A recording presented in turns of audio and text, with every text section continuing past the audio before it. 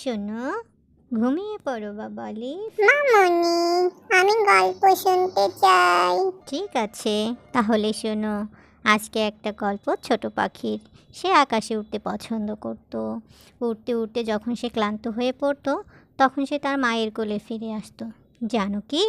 কারণ মা হলো পৃথিবীর সবচেয়ে নিরাপদ আশ্রয়। মামনি, ছানা পাখিটার মতো আমিও কি তোমার কোলে সব সময় থাকতে পারি?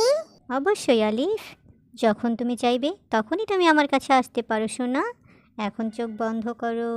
ঘুম আসতে চায় না মামনি, শুধু খেলতে মন চায়। সারাদিন অনেক খেলেছো বাবা, এখন ঘুমোতে হবে, বিশ্রাম নাও। স্বপ্নে তুমি পাখিটার মতো উঠতে পারো, মা তোমাকে পাহারা দিব। মামনি, আমি তোমাকে অনেক ভালোবাসি। আমিও তোমাকে অনেক ভালোবাসি আমার সোনামণি। আমি এখন ছানা পাখির মতো ঘুমিয়ে যাব মামনি।